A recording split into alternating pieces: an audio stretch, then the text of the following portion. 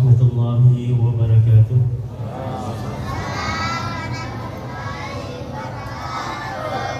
Allahumma salli ala Sayyidina Muhammad wa ala ali Sayyidina wa maulana Muhammad.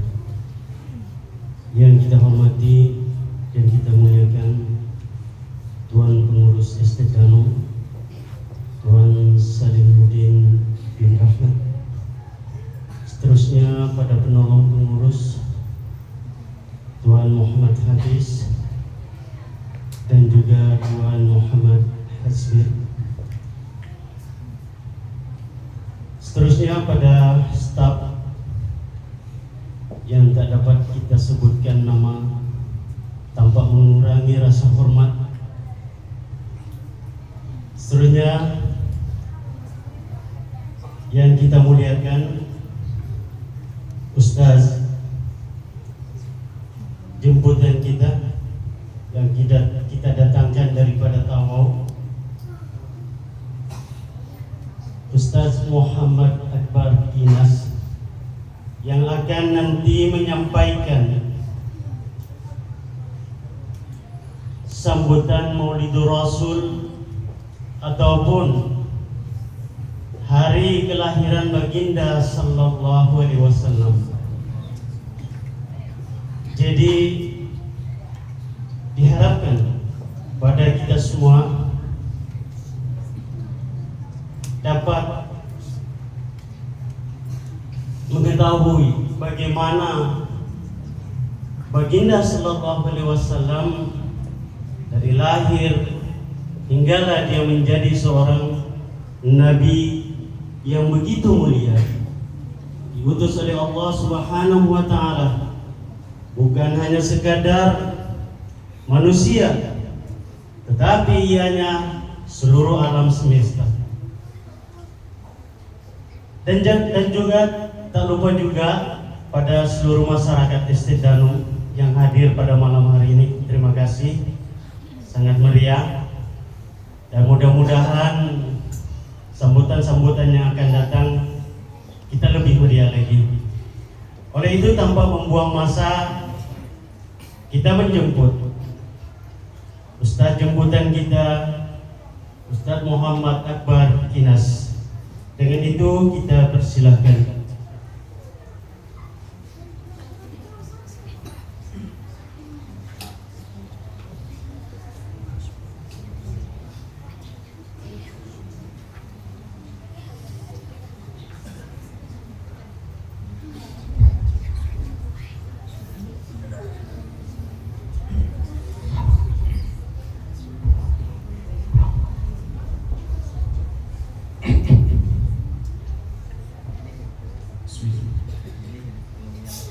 Bismillahirrahmanirrahim. Assalamualaikum warahmatullahi wabarakatuh.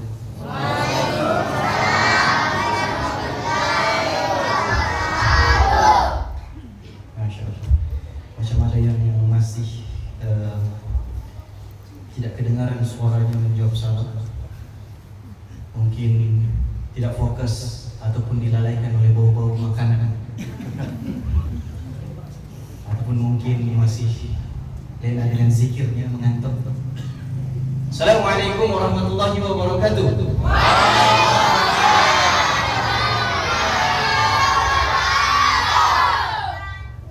Masya Allah. Kalau dari sudut psikologi, cara jawab salam itu melambangkan isi hatinya. Ternyata orang-orang di sini ada sesuatu yang dia coba luahkan tapi tidak terluah, ya? Macam marah betul tadi, ya? Baik. Alhamdulillah rabbil alamin. Wassalatu wassalamu syarafil anbiya'i wal mursalin wa ala alihi wa sahbihi ajma'in. Subhanaka la ilma lana illa ma 'allamtana innaka antal alimul hakim. Qala rabbi ishrah li sadri wa yassir li amri wahlul 'uqdatam min lisani yafqahu qawli. Allahumma shalli wa sallim wa barik ala sayyidina Muhammadin tibbil qulubi wa dawaiha wa 'afiyatil abdan wa shifaiha wa nuril absari wa diyaiha wa dahjatil hufus wa shafaiha wa 'ala alihi wa sahbihi wa barik wa sallim. Ya hayyu ya qayyum ya bari as-samawati wal ardi ya zal jalali wal ikram Ya Allah, la ilaha illa anta as'aluka an qalbi binuri hidayatika ya arhamar rahimin. Walhamdulillah rabbil alamin. Qala Allah Ta'ala fil Qur'anil Karim ba'da a'udzu billahi minasy syaithanir rajim.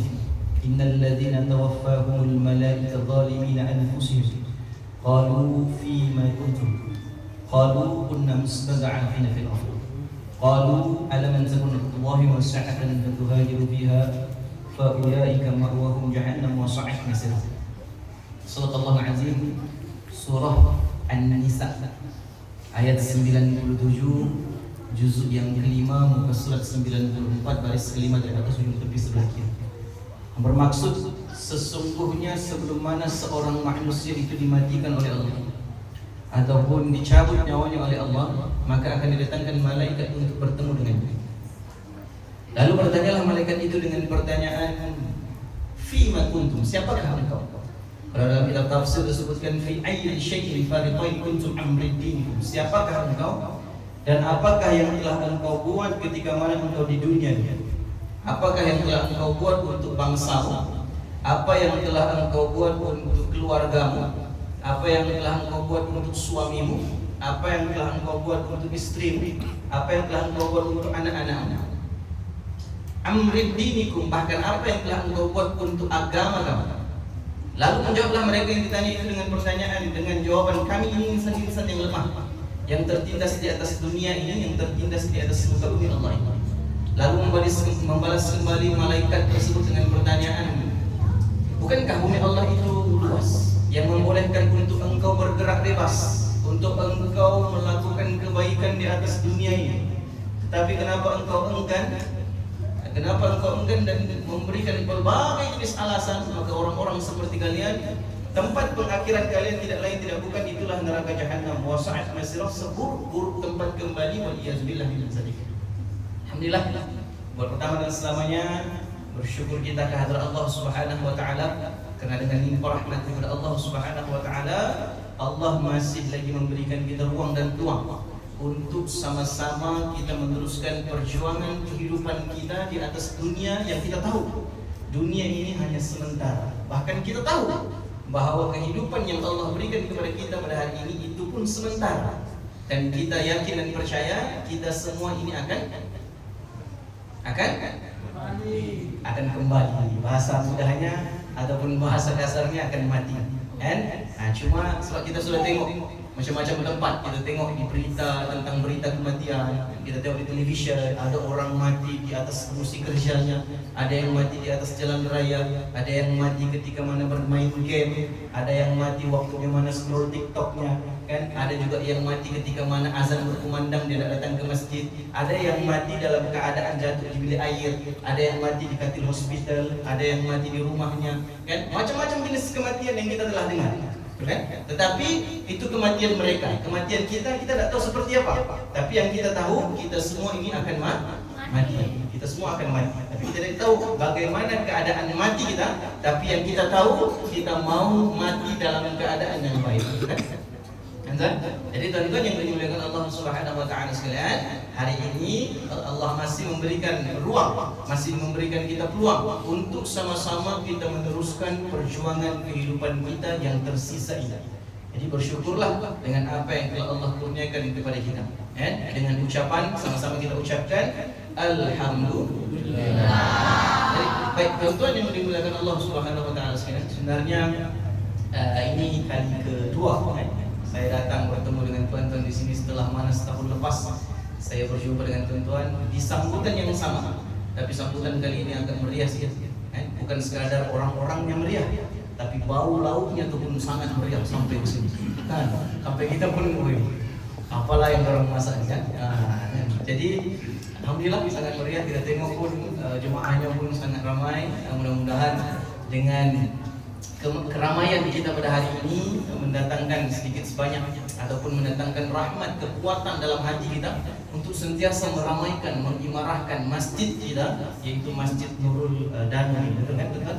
Jadi mudah-mudahan kita doa dalam hati kita, mendengar kita sedang ramai di sini, kita letakkan dalam hati kita, semoga Allah memberikan kekuatan kepada kita untuk terus datang ke masjid, bukan hanya sekadar hari ini. Sebab kenapa teman-teman?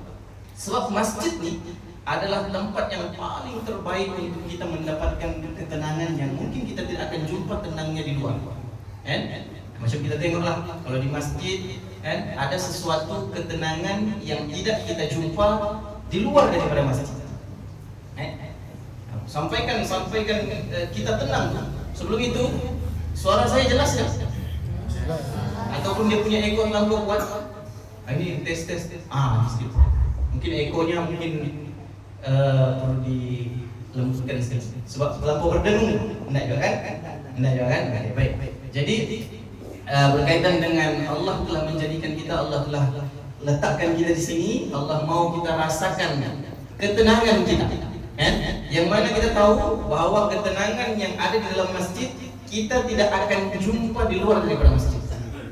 Pernahkah Anda merasakan sesuatu ketenangan yang mana, coba kita bayangkan, coba kita tengok sekarang kita berada di dalam masjid. Betapa tenangnya. Tuan-tuan tahukah kenapa di dalam masjid kita akan merasa tenang? Sebab Allah sudah jawabkan di dalam Quran. Dalam Al-Quran Allah sebutkan innallaha yuhibbut tawwabin.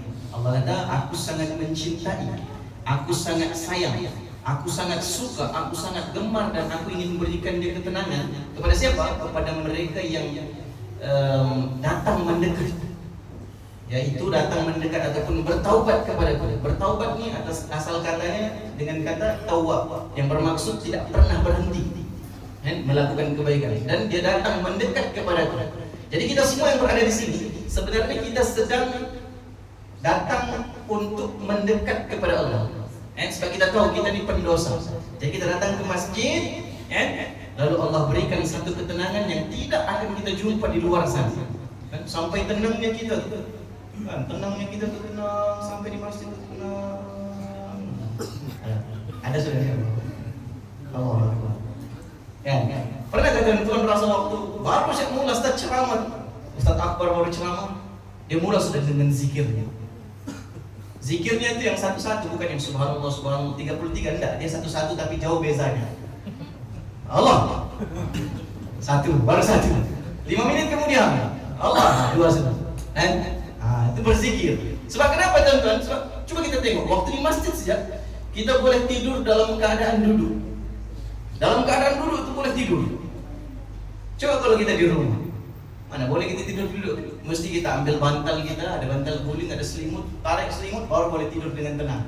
Tapi di masjid, tanpa perlukan semua selimut itu, bantal apa semua, hanya sekadar duduk sila, mendengarkan laungan suara-suara ustaz-ustaz penceramah, cukup sudah membuatkan dia mengantuk dan tenang. Sebab itu saya tidak pernah larang orang tidur di dalam masjid. Sebab di masjid tidak boleh dinafikan, di masjid adalah tempat yang paling tenang untuk kita berehat. Sebab itulah kalau tuan-tuan merasa macam hari ini sekarang mengantuk, dia dua saja teman. Kalau bukan disebabkan kita tenang, yang kedua mungkin malaikat sedang mengintai. Malaikat sedang mengintai. Kita diintai setiap hari oleh malaikat. Bukan sekadar malaikat-malaikat yang lain, ada satu malaikat yang intai kita. Dia tengok kita bersedia ke sudah belum, ataupun ngam ke sudah dia aku ambil, ataupun belum. Oh dia datang ke masjid belum, ngam aku ambil. Oh dia waktu melangkah, ini ngam sudah aku ambil. Dia intai kita. Jadi sekarang nih, diintai juga kita nih. Sama ada kita nih sudah bersedia diambil ataupun belum. Jadi insyaallah kita bagi tahu kepada kita menjadi saksi yang berada di sini, kita sedang berkumpul di satu majlis yang sangat baik, di satu tempat yang sangat baik, yang mana kita sedang berada di dalam Masjid Nurul Danau. Jadi inilah tempat yang terbaik. Sebab kenapa teman-teman? Sebab inilah tempat yang mana masjid inilah tempat yang mana kita akan duduk di pengakhiran nanti. Kalau kita selalu datang ke masjid, akhirnya kita dihantar ke masjid nanti, kita akan rasa macam kita akan ditengok tidak asing. Kadang-kadang ada orang, saya pernah tanya, saya pernah menguruskan beberapa case. Ada jenazah yang saya uruskan. Jadi jenazah itu datang. Kita pun tanya anaknya, kata, bapak nih jemaah di mana? Tinggal di mana? Dia kata belakang rumah nih, belakang masjid nih rumah. tapi tidak pernah datang. Kan? Jadi kita asing dengan dia. Kita tidak pernah kenal dia, tapi dia datang, kita raikan. Nah, tapi jangan sampai jadi seperti itulah. Datang-datang, macam bukan orang sini. Kan? Datang-datang, macam bukan orang sini. Tapi disebabkan tanggung jawab masjid untuk menguruskan, kita pun diuruskan. Jadi rajin-rajin datang ke masjid. Sebab kenapa tuan-tuan? Sebab inilah tempat yang kita diangkat darjat kita ataupun diperkenalkan kita dengan jemaah-jemaah yang lain, supaya nanti bila mana kita dihantar, dikenal, oh ini rajin datang ke masjid, kita akan diuruskan dengan sebaiknya. Itu berbeza caranya, sama juga dengan kalau orang yang menguruskan jenazah kita itu adalah anak kita, kan? Jadi hari ini kita tengok ramai anak-anak kita yang datang ke sini, kan? Saya sangat bersyukur sebab anak-anaknya tidak bising. Biasanya kalau di masjid lain, kan, bising anak-anaknya. Sampai hari itu saya ada pernah satu di masjid itu, saya datang lambat. Jadi saya datang lambat, saya ketinggalan jemaah. Salat berjamaah saya ketinggalan. Bila saya ketinggalan tuh teman-teman, saya datang ke masjid, saya tengok budak-budak ini berlari-lari di belakang jemaah. Jadi saya datang tuh. Sewaktu saya mau datang sampai ke saf tuh, ada pacik-pacik pun datang juga. Tapi dia lebih laju daripada saya, langkahnya tuh lebih laju daripada saya. Dia potong saya teman-teman. Bila dia potong saya tuh, dia pergi dengan budak-budak tuh. Dia pusingkan budak tuh, tepuk, tak puling gondes budak situ. Allah Akbar. Nah, jadi terkejutlah, saya tengok terkejutlah. Budak tuh goleng gondes, ingatkan dia insaf, tidak, dia berlari lagi. Nah, ternyata budak tuh memang kebal. Nah, insya-Allah di sini budak-budaknya tengok, masya Allah, bagus dia mendengar. Adik-adik coba angkat tangan dulu, adik-adik. Angkat tangan dulu, angkat tangan. Oke, turun balik. Oke, angkat tangan, say I. Cakap I. Oke, sekali lagi angkat tangan, say I. Menandakan adik-adik sekarang nih, kan, diorang duduk di dalam suasana yang bagus. Nah, tahniahlah buat mak bapak diorang yang ada di sini, yang bawa anak-anak kita datang ke masjid, yang hantar wakil pun, antar anaknya sebagai wakil pun sudah sangat memadai. Tapi paling bagus kalau ada mak bapak yang datang lah, kan? Nah, baik. Jadi tuan-tuan yang dimuliakan Allah Subhanahu Wa Taala sekalian, sebenarnya ini kali kedua saya berada di sini. Jadi sebelum saya mulakan ataupun saya sambung topik kita, saya buka nota saya. Bila Abang Hafiz PM saya untuk jemput, saya buka nota saya. Saya tengok di Masjid Nurul Danum, saya punya topik tidak habis waktu perbincangan yang pertama. Jadi saya akan kongsikan ataupun saya akan sambung topik kita tuh. Tapi sebelum itu saya ceritakan pengalaman saya dulu lah, sampai ke sini macam mana. Sebenarnya saya sampai ke sini, saya dihubungi oleh Abang Hafiz melalui TikTok. Waktu itu saya baru mula buat TikTok, baru 3 minggu kan, ataupun 3 minggu ke sebulan lah saya buat TikTok. Sebab saya post video saya. Bila saya post saya punya video ceramah, saya punya video itu tidak naik, tidak banyak view-nya, tidak banyak yang nonton. Kenapa saya buat TikTok? Sebab ada orang post video saya. Jadi bila saya tengok dia post video saya, yang nonton tuh 6 juta. Wih, jadi saya tercabar, saya buatlah TikTok. Bila saya buat TikTok, saya post, tidak viral. Tonton. Jadi saya beritahu yang post video saya tuh, bro, kalau boleh kau padamkan dulu video aku tuh supaya view-nya itu datang dengan aku, kan? Ternyata sampai sekarang nggak boleh capai 6 juta, kan? Jadi TikTok saya, jadi Abang Hafiz dia chat saya dari situlah, dia bukan direct dengan nomor telepon. Cuma waktu itu saya tidak yakin lah yang PM saya, sebab banyak orang PM saya di TikTok tuh minta nomor telepon. Jadi antaranya adalah Abang Hafiz. Jadi bila Abang Hafiz, tapi dia tak guna namanya, dia guna nama chicken curry. Jadi bila saya tengok chicken curry, ini mesti mau minta review makanan nih, kan? Jadi saya selalu dipanggil untuk review dan makanan nih sudah 3 kali lah saya berreview, dan saya tak suka review makanan sebab kalau saya review makanan, saya biasanya akan cakap jujur. Kalau tidak sedap, saya akan cakap tidak sedap. Kan? Jadi bila tengok chicken curry, diminta nomor telepon, wah, tidak boleh nih, takut kita kan. Jadi saya buka saja, rupanya dihantar ataupun hantar jemputan, minta nomor telepon, hantar jemputan untuk sampai ke sini. Dan bila saya dalam perjalanan tahun lepas tuh, dalam perjalanan saya ke sini, tuan-tuan, saya tidak jumpa jalan. Saya cari kan, tidak jumpa jalan. Jadi saya sampai di Danum tuh, di gate tuh, saya coba hubungi, tidak ada line. Dia bilang masuk, saya sampai. Sebab saya pernah kena waktu di Terengganu dulu. Saya dijemput ceramah di Terengganu, di kawasan pedalaman juga. Saya pernah kena tuan-tuan, saya sampai ke sana, tempat tu memang tak ada orang. Saya cuba hubungi orang tu memang tak ada. Bila tengok call balik memang tak dapat sudah. Dihantar kami di hutan-hutan. Kan? Jadi perjalanan sini kan 30 menit. Saya tengok di West untuk sampai ke masjid 30 menit. Baru tadi hujan, jadi jalan agak licin. Jadi saya rasa pengalaman saya masuk sini, saya seolah-olah pelumba kereta yang rally. Sebab saya punya tayar di belakang itu agak tipis sudah dia punya bunga. Jadi saya jalan tuh begini-gini saya jalan. Kan, meracing-racing lah. Jadi itu pengalaman saya lah bersama dengan tuan-tuan, bertemu dengan masjid ataupun jemaah masjid ini insyaAllah. Baik, jadi tuan-tuan yang dimuliakan Allah, insyaAllah dalam masa yang diberikan oleh pihak masjid, kan, ada berbaki lagi masa yang diberikan, insyaAllah saya akan coba singkatkan dan saya tidak akan bercakap lebih lama. Kan saya coba berhenti pada pukul 10.30 lah insyaAllah. Wow, ya. Nggak sabar mau makan semua. Baik tuan, insyaAllah saya akan berhenti lepas isyak kita akan berhentilah sebelum pukul 8 saya akan berhenti untuk menghormati masa yang telah diberikan. Kalau saya terlajak masa ataupun terkeluar daripada perbincangan kita, tuan-tuan ataupun ibu-ibu di belakang sana boleh angkat tangan di luar bagi tahu Ustaz kembali ke jalan yang benar.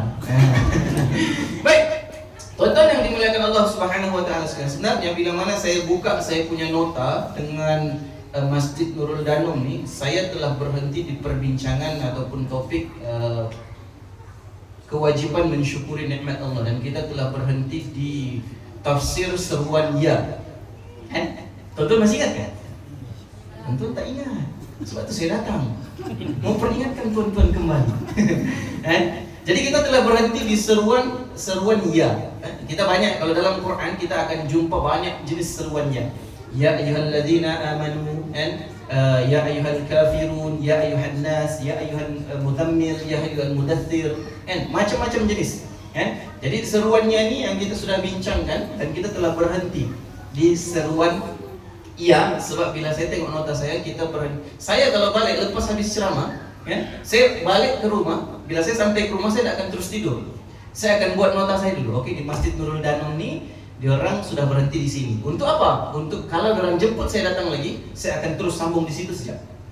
Saya tidak mau dia tergantung. Itu terpulang daripada anda, sama ada anda lupa ataupun inilah itu terpulang daripada anda lah. Biasalah manusia kan mudah lupa. Jadi disebabkan saya tahu saya ini mudah lupa, saya tulis nota dan saya rujuk balik. Ternyata kita sudah berhenti di seruan ya. Yang mana seruannya nih bahasa Arab ya, bahasa Arab yang bermaksud wahai ataupun aduhai. Ya ayyuhalladzina amanu, wahai sekalian orang-orang yang beriman. Ya ayyuhan nas, wahai sekalian manusia. Ya ayyuhal kafirun, wahai orang-orang kafir. Ya ayyuhal mudzammil, wahai orang-orang yang berselindung, yang berselimut, yang mudaththir, dan sebagainya. Jadi tuan-tuan yang dimuliakan Allah, sebenarnya seruannya ini kalau dalam kitab tafsir, dalam kitab antologi tafsir yang dikarang oleh Syekh Abdul Rahman Al-Ghumash, dia tafsirkan ada 5 definisi untuk seruan ya. Yaitu seruan yang pertama dipanggil sebagai ummul ba'i, ibu segala seruan. Yang kedua dipanggil sebagai nidaul karim wal ba'id, memanggil mereka yang sedang dalam kejauhan, didatang dekatkan kembali kepada Allah. Kalau kita tengok ayat ini berkesan biasanya ketika mana bulan Ramadan. Ramai yang mana Allah panggil mereka yang sedang dalam kejauhan, didatang dekatkan kembali kepada Allah. Sebab dalam ayat yang berkaitan dengan bulan Ramadan, ya ayyuhalladzina amanu kutiba alaikumusiyam kama kutiba 'alal ladzina min qablikum la'allakum tattaqun. Selalu kan kita dengar ayat ini, surah Al-Baqarah ayat 183. Ayat ini terletak di juzuk yang kedua. Tuan-tuan boleh rujuk di muka surat 28 antara 28-27 lah, muka surat macam itulah. Bercerita berkaitan dengan wahai orang-orang yang beriman, difardukan puasa ke atas kamu seperti mana umat sebelum kamu, supaya kamu itu bertakwa. Jadi waktu bulan Ramadan ramai kan orang datang ke masjid. Ramai orang datang ke dalam surau, ramai orang berbuat kebaikan. Sebab kenapa? Sebab panggilan ia, nidaul karim wal ba'id, memanggil mereka yang sedang dalam kejauhan, didatang dekatkan kembali kepada Allah. Nah, jadi bila mana kita didatang dekatkan kembali kepada Allah, kita sebenarnya telah menggunakan nikmat yang Allah berikan kepada kita dengan keadaan yang baik, datang ke rumah Allah untuk beribadah ataupun melakukan ibadah kepada Allah. Yang mana kita tengok lengkapnya tubuh badan kita. Allah kurniakan tubuh badan kita. Allah sebutkan dalam Quran, laqad khalaqnal insana fi ahsani taqwim. Surah At-Tin di ayat yang keempat. Kata Allah, sebaik-baik jadian di atas dunia ini yang paling cantik sekali, yang paling lengkap sekali, paling handsome, paling cantik, paling comel, itu adalah insan, manusia. Kita, coba kalau kita tengok, kalau kita dibandingkan dengan makhluk-makhluk yang lain, kata Allah, makhluk yang paling aku muliakan itu adalah insan, manusia, kita. Sebab kenapa? Sebab kita inilah fi ahsani taqwim, sebaik-baik jadian. Jadi jangan pernah kita mengeluh. Tengok ini enggak, tengok cermin siap mengeluh, tengok cermin mengeluh. Tengok cermin, kenapa ya begini mukaku? Kenapa lo enggak begitu mukaku? Kan? Kita tengok mukamu, tengok sekali tengok di TV, wih putihnya dia. Tengok di cermin, oh weh. Apa ada tanda? Mengeluh. Kan? Mengeluh disebabkan warna kulitnya. Nah, sebenarnya kalau warna kulit itu menjadi kunci untuk masuk ke syurga, maka Bilal tidak akan masuk ke dalam tempat itu. Bilal bin Rabah, teman-teman, sahabat Nabi. Kita kan pernah dengar kan Bilal bin Rabah ini, teman-teman, seorang sahabat Nabi ataupun seorang tukang azan Nabi. Tukang azan. Dia nih Bilal bin Rabah ini memang tukang azan kegemaran. Sebenarnya banyak tukang azan Nabi. Kan ada Abdullah bin Zaid. Tapi yang mana yang disuruh azan kali pertama melakukan azan setelah mana menerima wahyu daripada Allah, untuk melakukan azan yang full adalah Bilal bin Rabah. Jadi Bilal bin Rabah ini kulitnya gelap, kepalanya disebutkan botak, lepas ke badannya sasa, sado lah kalau kita panggil sado, tagak. Jadi kalau kita tengok ada yang begitu, insya Allah, coba try suruh dia azan. Jadi Bilal bin Rabah ni, tuan-tuan, dia waktu mana peristiwa Isra Mi'raj, kan ketika mana Nabi melawat syurga, Nabi mendengar tapak kaki sahabat. Siapa dia? Bilal bin Rabah. Dia kata macam aku kenal tapak kaki. Ternyata tapak kaki yang dia dengar itu adalah tapak kaki Bilal. Ditanya Jibril, kenapa ada tapak kaki? Sebab itu tanda-tandanya Bilal bin Rabah separuh dirinya sudah berada di dalam syurga. Nampak tak? Jadi warna kulit bukan menjadi ukuran. Bersyukurlah dengan apa yang kita ada. Janganlah diambil kertas pasir gosok muka dan sebagainya. Jangan. Sebab kita bersyukur dengan apa yang kita ada. Sebab kenapa, tuan-tuan? Sebab Allah telah jadikan kita, Allah sebutkan fi ahsani taqwim, sebaik-baik jadian. Tuan-tuan, mungkin disebabkan kalau kita bilang, "Woi, nah Ustaz, aku ni hitam Ustaz, sebab aku kerja." Itu hitam yang bermanfaat. Ada orang dia putih, mentang-mentang dia putih, dia suka tampil di TV. Akhirnya dia sudah lupa tentang auratnya dan sebagainya. Betul kan? Ku putih, muah. Ya, itu kan aurat. Betul tak, teman? Dia berbangga dengan keputihannya. Betul tak, teman? Bangga dia. Ku putih, muah. Di television itu bibirnya penuh. Nampak? Itu kan sudah menjadi sesuatu yang tidak dianjurkan dalam Islam. Tapi disebabkan kita berwarna gelap, kehebatan orang yang berwarna gelap itu, tuan, waktu malam dia orang yang susah dicari. Tapi tuan-tuan yang dimuliakan Allah sekalian, sebenarnya warna kulit itu bukanlah menjadi masalah untuk kita terus beriman kepada Allah.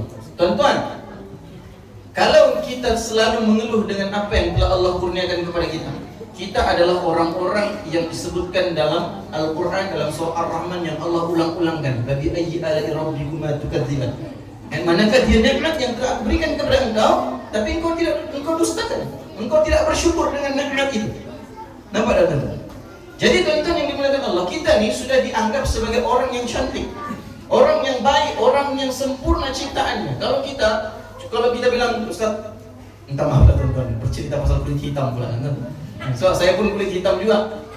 Jadi bila disebut pasal hitam ni, tuan-tuan, kalau kita bilang Ustaz, saya lah sudah paling hitam di Tawau ni, insya Allah di Kuna ada lagi. Kalau bilang Ustaz, saya di LD paling hitam, so saya kenapa ya? Mungkin kalau kau pergi di belah-belah atas-atas sedikit di Kudat ke, mungkin ada lagi lebih hitam. Tidak ada Ustaz, saya round satu sahabat, saya juga paling hitam Ustaz. Lawan lagi satu Malaysia. Sudah Ustaz, satu Malaysia saya juga paling hitam. Insya Allah jangan risau dan jangan risau. Kalau kau pergi Nigeria, insya Allah kau nomor 1 putihmu. Nah, nampak tuan-tuan. Jadi maksudnya tuan-tuan, Allah telah kurniakan secantik ini. Kita ingat, fi ahsani taqwim. Allah memandang apa yang telah dikurniakan kepada kita gunakan nikmat itu untuk ke jalan kebaikan. Misal contoh, Allah jadikan mata kita, Allah jadikan mulut kita, kan? Cantiknya Allah susun. Nampak tak tuan-tuan? Buktinya, waktu kita makan, nanti kita tengok kita makan, ataupun coba bayangkanlah tuan-tuan makan kan. Coba tengok, tuan-tuan waktu mana hari ini tuan-tuan makan, tuan-tuan ambil dengan tangan dan terus masuk ke mulut. Mudah, senang. Untuk kita makan mungkin 5 menit ke 10 menit saja untuk kita habiskan satu piring. Betul kan teman? Sebab fi ahsani taqwim. Kan? Sebab matanya ada di situ. Kan? Tentang dia sepet ataupun bulat itu di belakang cerita. Yang penting Allah kurniakan kita mata. Kan? Dan mata kita Allah letakkan di situ. Allah kurniakan lagi hidung kita di situ. Lalu Allah kurniakan lagi mulut kita di situ. Disusunkan. Sebab kenapa? Sebab kalau dalam kitab tafsir, dalam Quran, setiap susunan itu sebenarnya mempunyai fungsi. Ada fungsinya. Kenapa mata kita diletak di bawahnya ada hidung? Kenapa hidungnya diletak pada atas mulut? Enggak. Semua itu ada fungsi. Macam contoh lah kan, kita tengok Allah jadikan hidung kita diletakkan di atas pada mulut kita, and supaya dia berfungsi. Kalau hidung kita diletak, mulut kita dikasih pindah, mulut pergi atas, hidung pergi bawah, tidak ada fungsi, kan? Kenapa? Sebab hidung Allah jadikan letaknya di atas pada mulut dan dia mancung sedikit. Untuk apa? Sebelum apa yang masuk ke dalam mulut, hidung sudah detect. Betul tak teman-teman? Hidung, apa yang macam contoh kita mau makan, kalau kita hidung baunya tidak bagus, maka kita tidak akan makan. Sebab kita tahu yang detect tu hidung kita kesan dihantar pergi otak kita, kan? Dihantar otak kepada otak kita, benda ini sudah basi, tidak bagus untuk perut kita. Nampak? Itu cerita hidung dan mulut. Belum cerita tentang mata. Mata tadi melihat apa yang dia pegangnya.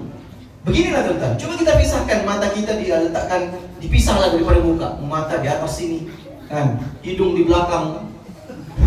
Mulut saya sendiri di situ. Tuan-tuan. Saya yakin dan percaya tidak seperti mana kita makan hari ini. Kita pun pegang. Oh, nasi.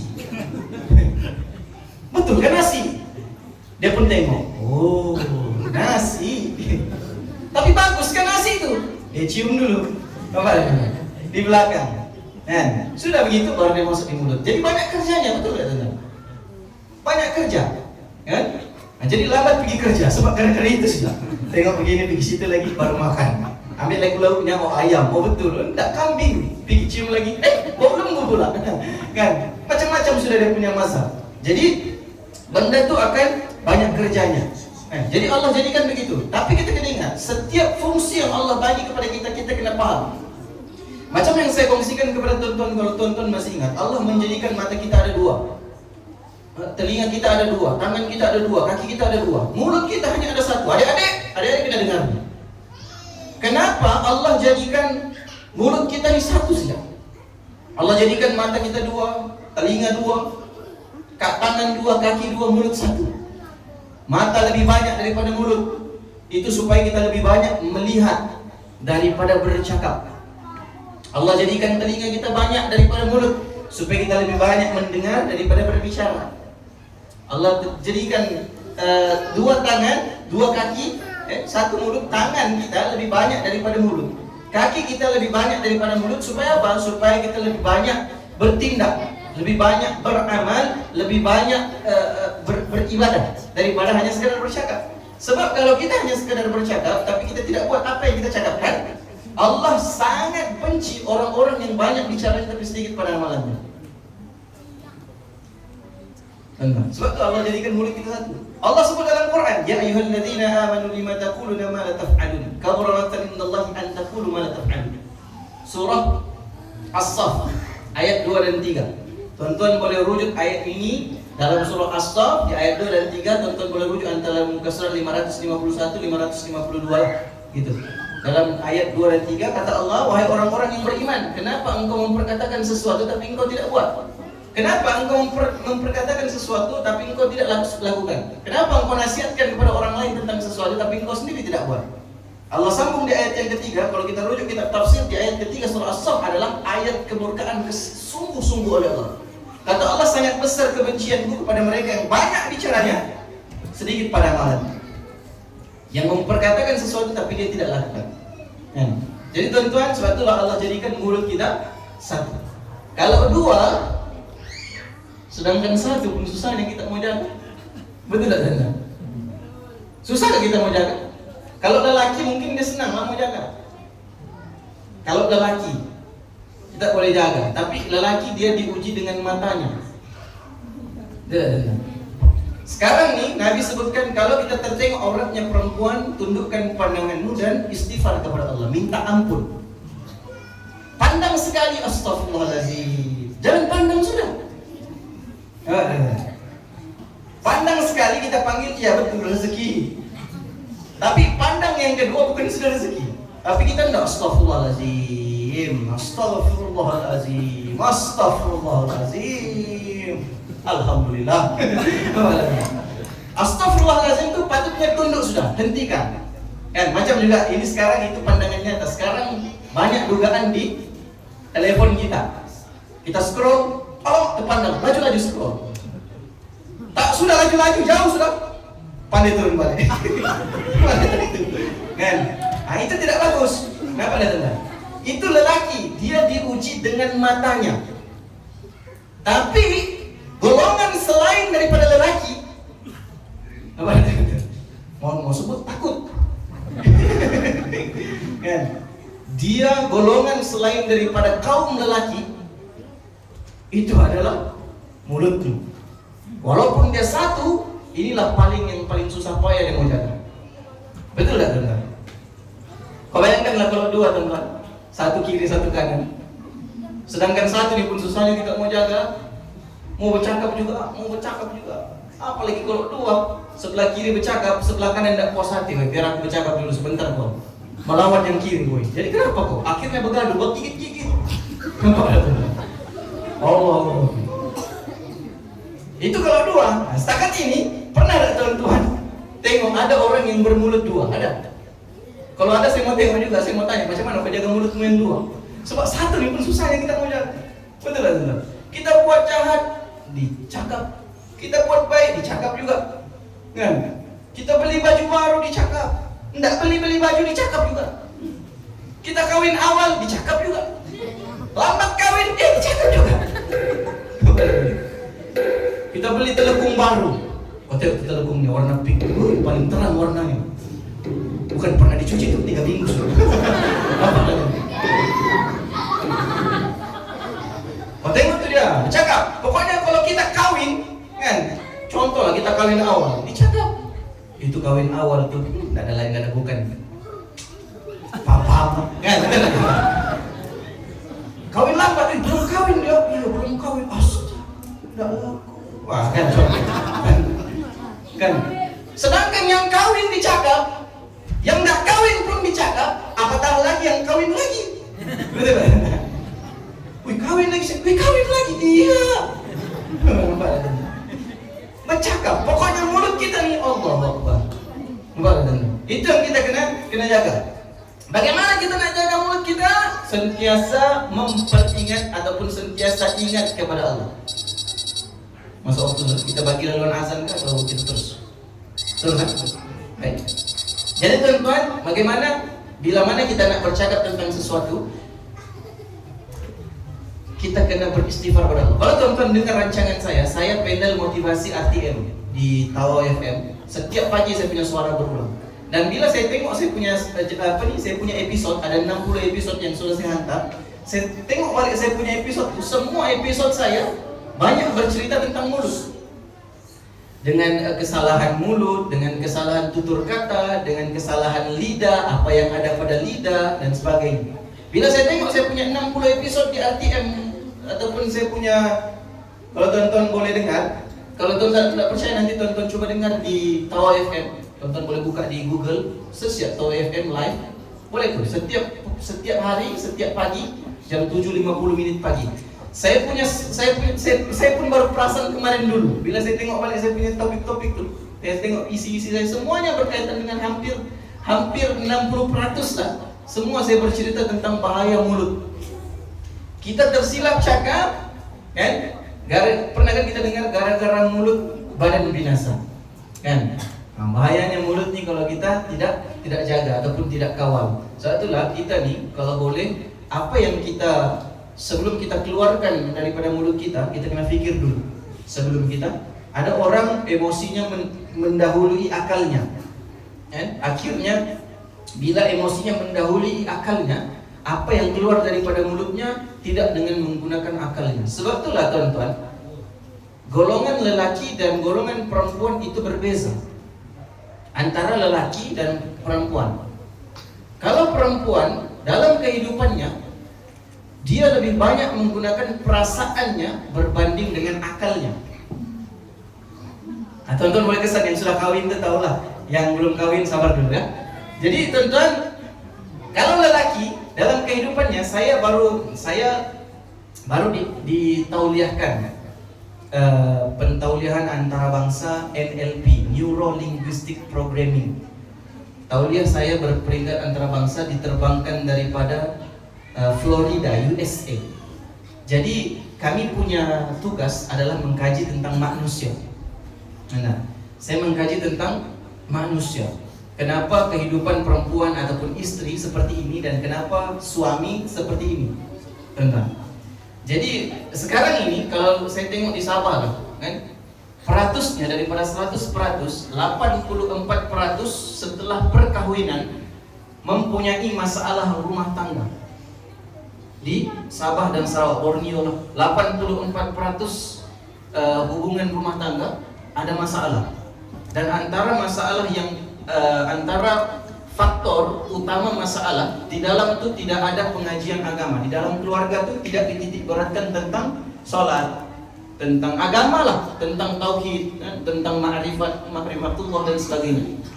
Jadi tuan-tuan, bila saya kaji kenapa lelaki jadi seperti ini dan kenapa sang istri jadi seperti ini, antaranya adalah perempuan dalam kehidupan seharian dia banyak menggunakan perasaan berbanding akalnya.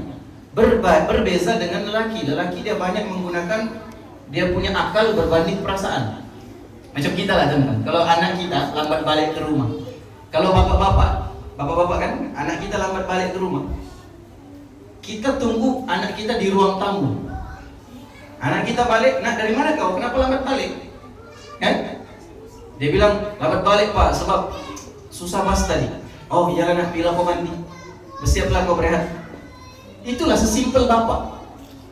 Coba ibu-ibu. Ibu-ibu, coba ibu-ibu tengok ibu-ibu macam mana. Kalau anak kita lambat balik, apa ibu-ibu buat? Ibu-ibu tidak akan menunggu di ruang tamu. Bahkan ibu-ibu menunggu di luar kaki lima, bertemankan balok-balok. Kan? Ditunggu, belum sampai anak kita naik ke atas sudah ditanya, dari mana juga kau nih? Dari bandar mak. Dengan siapa kau? Dengan kawan mak. Berapa orang kau? 5 orang mak. Lelaki ke perempuan? Semua perempuan mak. Soalan yang pertama balik tuh ditanya balik, dari mana juga kau nih? Di escort tuh anaknya sampai peti sejuk, anaknya minum air putih, dari mana juga kau ini? Sebab kenapa? Sebab perempuan dia menggunakan perasaannya. Dan kami telah mengkaji tentang perempuan dalam agama pun, dalam kitab-kitab fikih wanita pun ada sebut. Perempuan nih dia begini. Teman-teman, kita kena paham, ini saya cerita lah. Istri kita nih sifatnya seperti ataupun dipanggil bahasa Arabnya al-mar'atul mir'ah. Perempuan nih dia sangat sensitif sebab dia banyak guna perasaan tadi. Betul tak teman-teman? Selain perempuan nih dia suka tentang keindahan. Kalau kita tengoklah teman-teman, kita tengok teman-teman, ada di kalangan kita yang bajunya tidak berbutang, it's okay for me, kan? Maksudnya dia tidak penting pun penampilan tuh, yang sampai 3 butang yang datang butang kan, it's okay. Yang penting aku datang masjid, relax, betul lah teman-teman. Tapi ibu-ibu tidak ada, dia akan minta pandangan kita. Bang, ada sambutan Maulidul Rasul di Masjid Darul Danum nih. Masjid Nurul Danum, bang, baju warna apa bang? Dia keluarkan dua pilihan, warna kuning ke warna merah.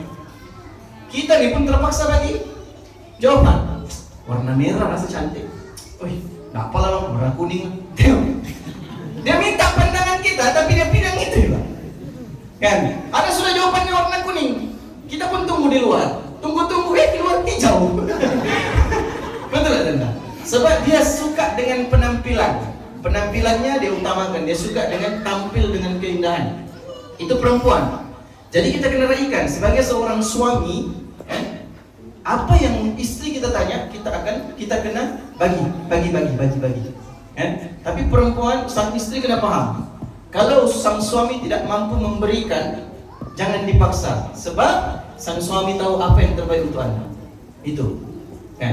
Yang disebutkan pepatah Arab dia al-mar'atul mir'ah, perempuan itu sifatnya sama seperti cermin.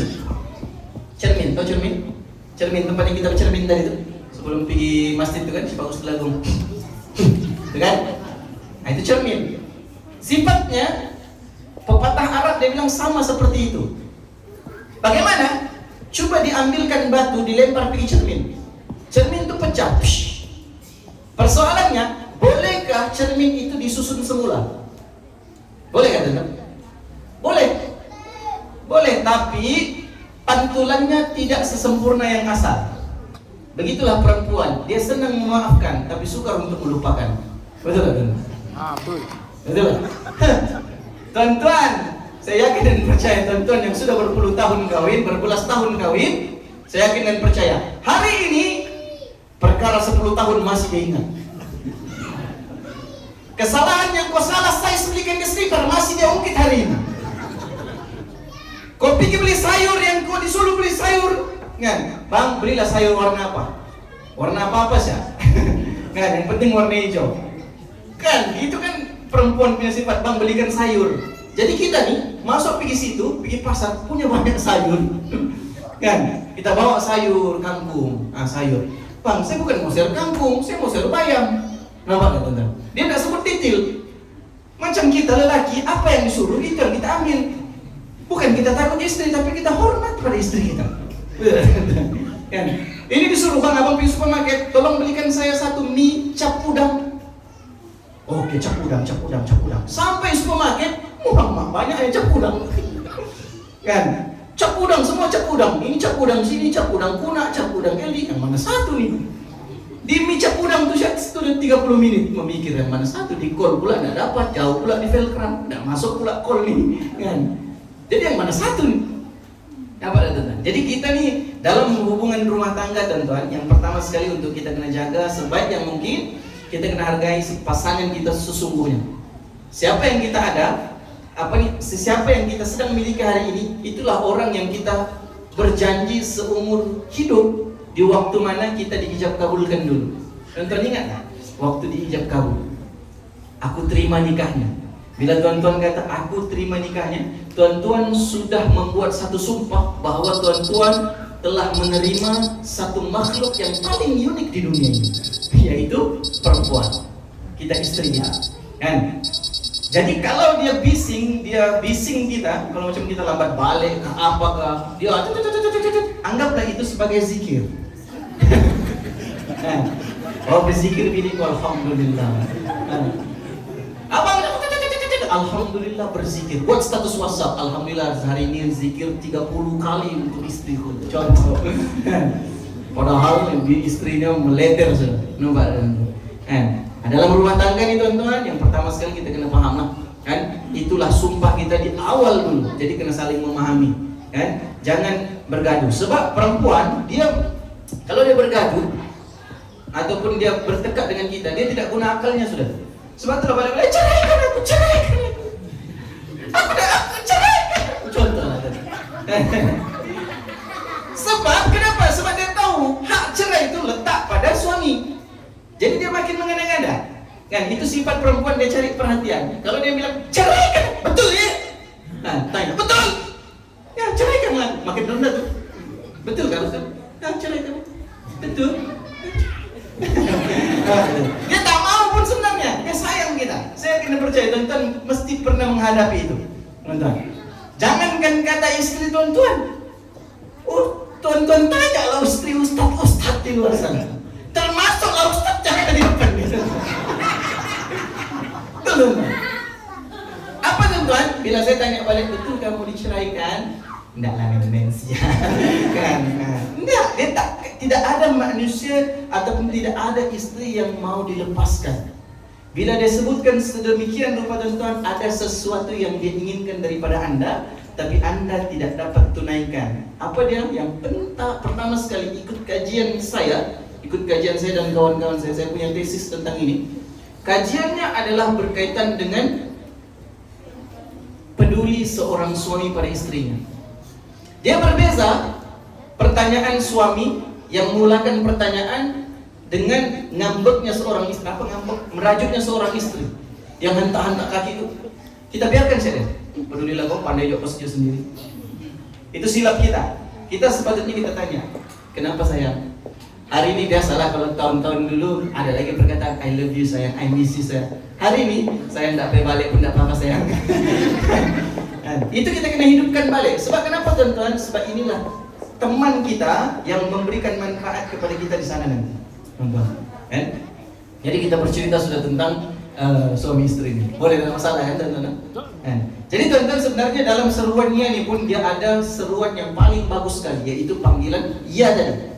Kan? Seruannya dipanggil sebagai an-nujbah, panggilan yang mana memujuk hati kita supaya dapat ketenangan ataupun supaya cair untuk datang dekat kembali kepada Allah. Wahai an-nujbah dalam bahasa Arabnya. Syekh Abdul Rahman Al-Ghumash dia tafsirkan seruannya ini sebagai an-nujbah, merayu.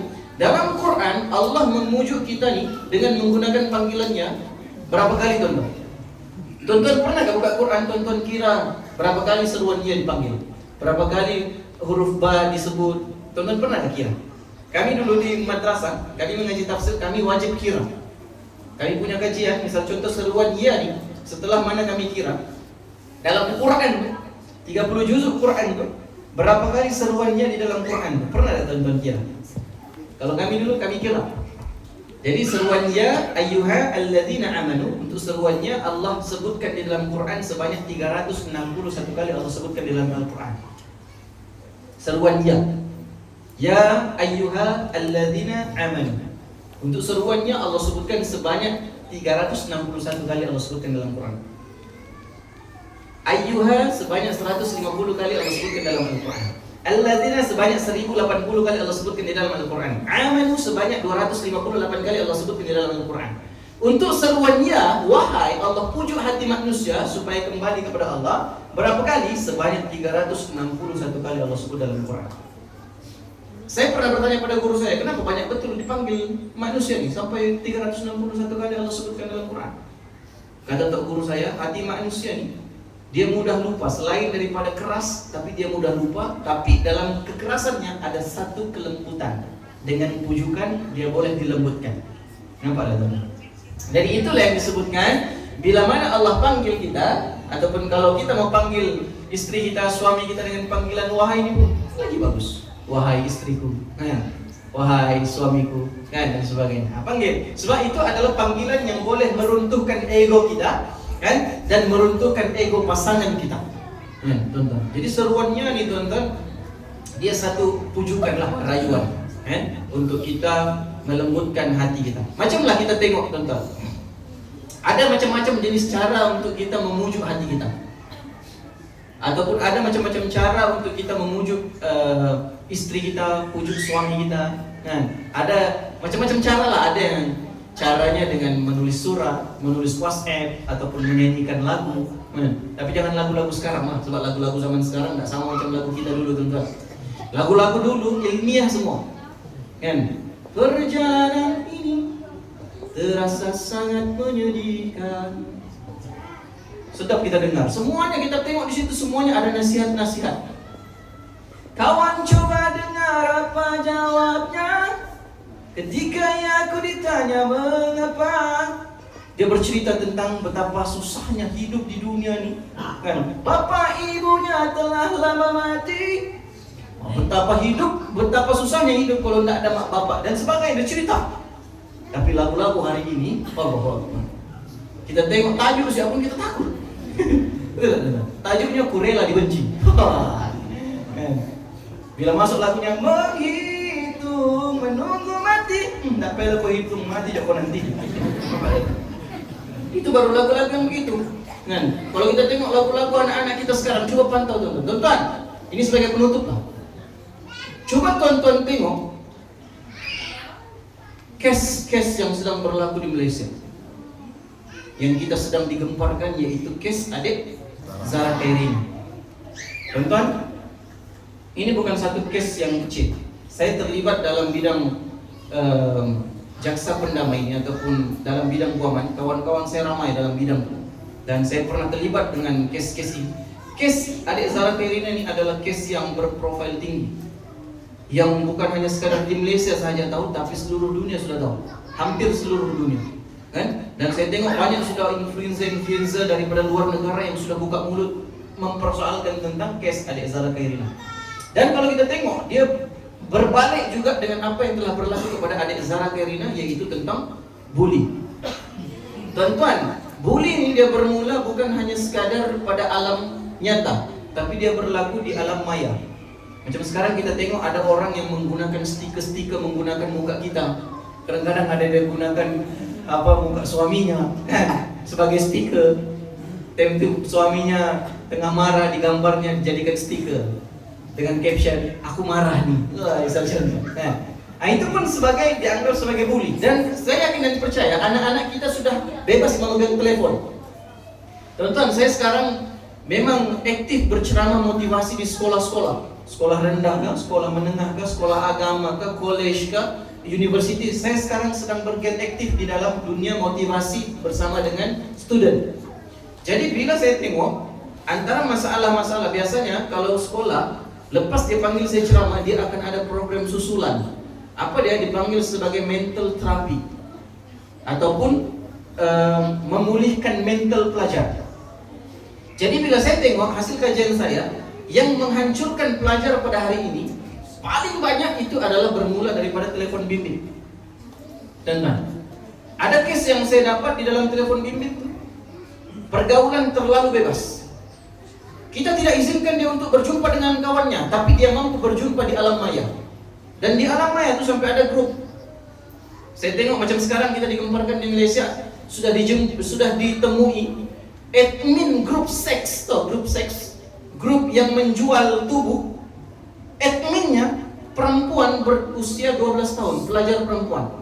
Admin grup, dialah yang mengaturkan perjalanan. Betapa bahayanya telepon bimbit kalau tidak dikawal. Dan saya pernah tengoklah sekarang di telepon bimbit paling banyak case yang ada dalam telepon bimbit ni case percintaan anak-anak kita. Kalau kita tengok orang punya, nanti tuan-tuan balik ni, tuan-tuan coba ceklah telepon bimbit anak-anak. Jangan delete. Mau mendelete cuma mati. Delete. Format terus. Kan? Nanti cek, kan? Ini untuk kebaikan kita. Sebabnya tuan-tuan, kalau kita tidak cek ataupun kita tidak semak benda ni, dia akan melarut dan akan merosakkan bukan sekadar anak kita, tapi dia merosakkan kita. Sebab anak yang kita tinggalkan pada hari ini, dia dua saja. Sama ada dia membawa nama baik kita ataupun dia menghancurkan nama baik kita. Hari ini tuan-tuan coba semak ataupun coba cek telefon bimbit diorang. Tengok di Google, tengok di YouTube, diorang punya history. Tuan-tuan boleh cek semuanya historinya. Kalau tengok diorang punya history yang bukan-bukan, terus rampas, rehatkan diorang pegang telefon bimbit. Sebab saya yakin dan percaya kalau tuan-tuan tidak bendung benda ni, anak tuan-tuan akan jauh lebih berkuasa daripada tuan-tuan selepas ini. Sebab saya sudah pernah alami, bukan saya yang alami, saya pernah tengok kejadian ini. Saya tengok ada mak bapak yang sampai panggil saya untuk pulihkan anak dia. Sebab dia ambil teleponnya, dia memberontak, dia gantung dirinya di bilik. Tapi masalahnya waktu dia gantung diri, dia teriak, "Omak tolong, omak tolong." Tercekel lah. Bila tanya apa puncanya, aku rampas telepon bimbitnya. Jadi saya datang panggil Ustaz untuk pulihkan mentalnya macam mana. Sebab sekarang pelajar tingkatan 2 pun sudah ada mengalami masalah depresi. Tuan-tuan, saya bahagian bidang mental terapi ini. Saya punya klien pelajar sekolah. Selain daripada pejabat-pejabat, pelajar sekolah banyak yang datang berjumpa dengan saya, Ustaz saya mengalami masalah begini. Ustaz saya diputuskan oleh boyfriend saya. Boyfriend diputuskan, Masya Allah. Jadi kenapa kalau boyfriend diputuskan, aku tidak boleh hidup tanpanya Ustaz? Ini tuan-tuan, kalau tuan-tuan tidak kawal dia akan meleret. Sebab kenapa? Tuan-tuan kurang memberikan perhatian pada anak tuan-tuan. Dahsyat kisah percintaan orang ini daripada kita dulu. Kalau kita dulu zaman tuan-tuan pun, saya tidak tahu macam mana berlaku zaman tuan-tuan. Mungkin dijodohkan, mak kita yang jodohkan. Kalau saya dulu bermula dengan surat-surat. Saya dulu tidak layan, saya dulu mahal. Saya dihantar surat, kawan. Saya buka surat itu, bedak nih, bedak atau bedak. Dia letak bedak dalam surat itu. Dulu pakai surat-surat kita boleh ignore. Apa nih surat Assalamualaikum buat pujaanku? Saya ronyok, buang. Saya mau belajar, saya bilang. Sebab saya diterapkan oleh mak bapak saya, kalau datang pergi sekolah, kau belajar.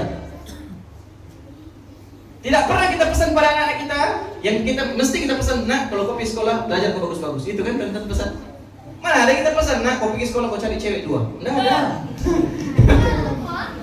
Kan? Belajar, fokusnya adalah belajar. Sebab kenapa tuan-tuan bercinta-cinta nih? Kasih tahu anak kita, nak bercewek ini berdosa besar. Sebab dia adalah perbuatan yang sangat keji. Kan? Allah sebut dalam Quran, la taqrabuz zina, surah Al-Isra ayat 32. Kata Allah, jangan kau dekat dengan zina. Allah tidak cakap jangan berzina, tapi Allah cakap jangan la taqrabu, jangan kau dekat dengan zina. Maksudnya perbuatan yang mendekati zina itu sudah menjadi haram dan sangat dimurkai oleh Allah.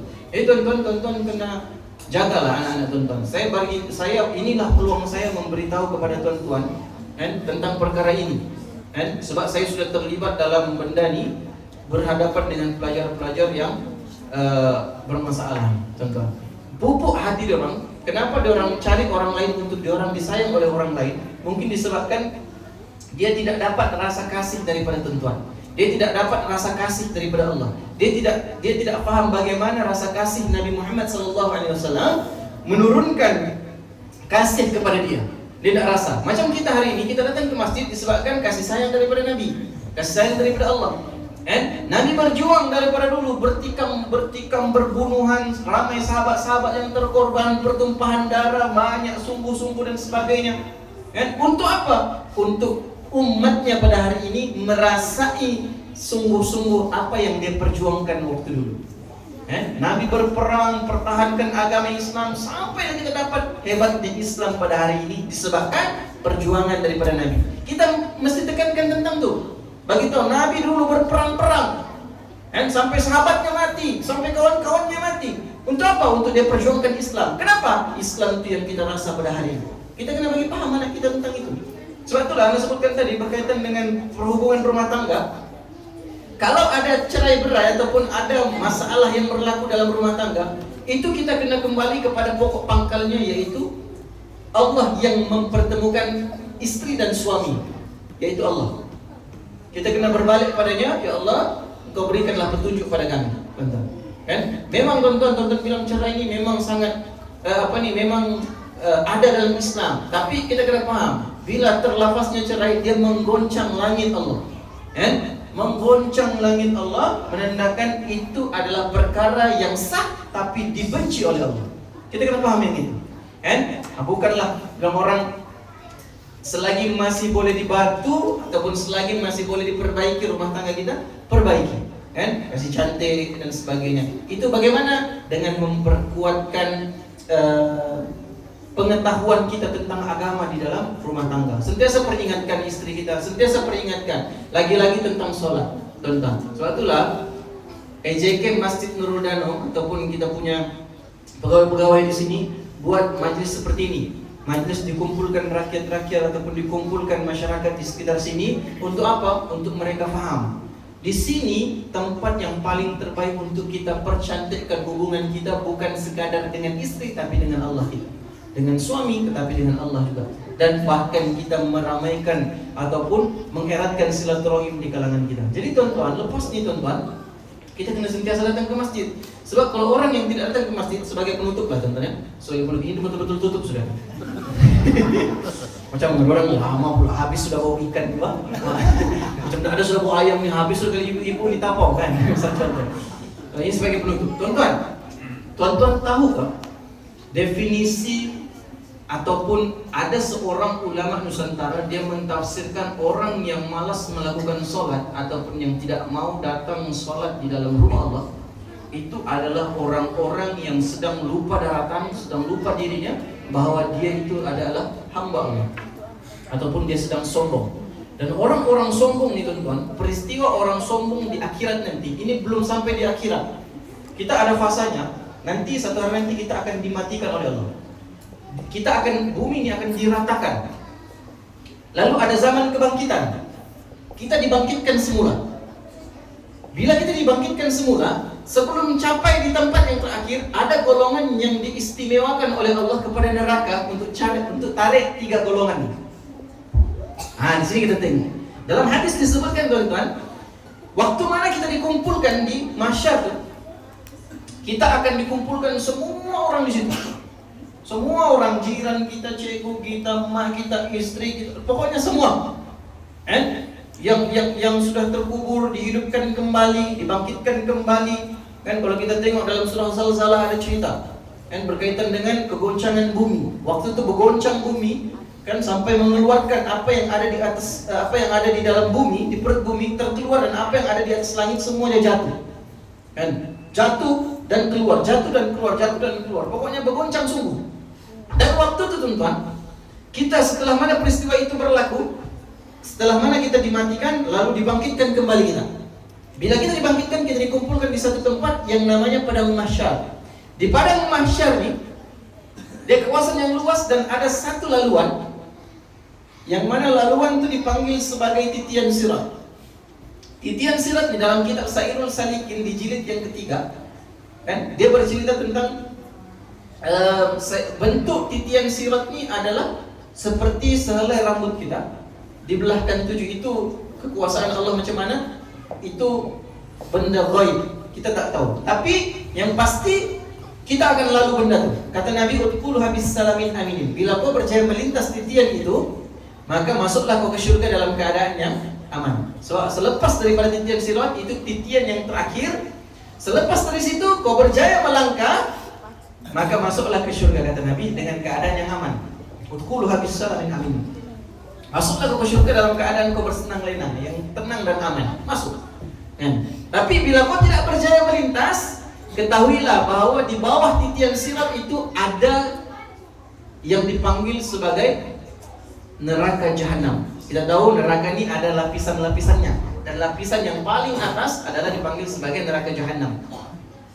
Dan neraka jahanam nih tuan-tuan, waktu kita dikumpul tuh, neraka jahanam nih, kita tengok titian sirat, soal kita tunggu giliran kita. Jadi sebelum kita dijalankan di titian sirat, kita dikumpul dulu, dipersembahkan titian sirat itu kepada kita. Jadi waktu kita dipersembahkan titian sirat tuh, kita pun tengok titian sirat tuh, kan? Wahai manusia, dipersembahkan kepada anda, inilah dia titian sirat. Titian sirat menampakkan dirinya. Titian sirat ini hangus. Kita tengok. Dan dari titian sirat, di bawah titian sirat ini muncul neraka jahanam. Apinya tuh menjelir keluar, melambai-lambai keluar. Macam kita bakar sampah di dalam derom. Derom kan dipanggil sini. Derom itu kan, ataupun tong itu kan.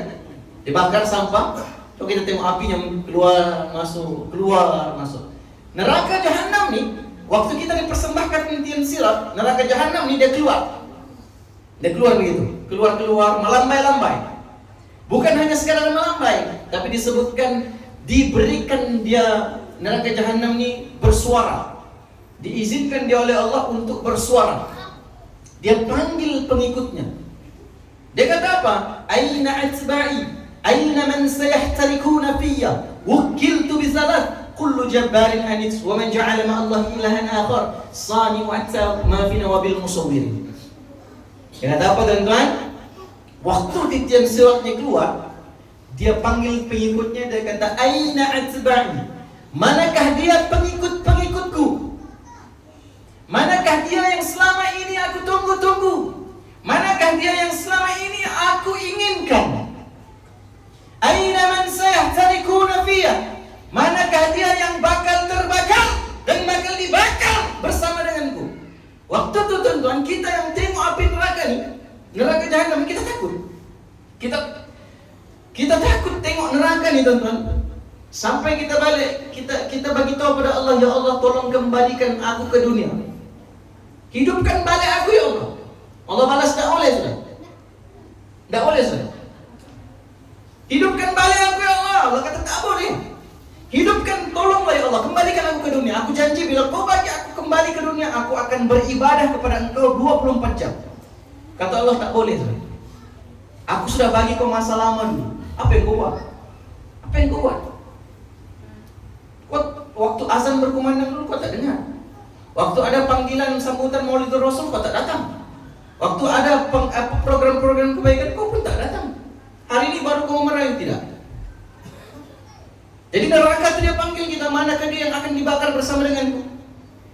Kita pun bertanya, neraka siapa yang kau inginkan? Sadimu atsama fina wabil musawirin. Dia kata, aku inginkan 3 golongan. 3 golongan ini sebelum dia pijak titian sirat, aku sudah tarik dia pakai aku punya kuasa.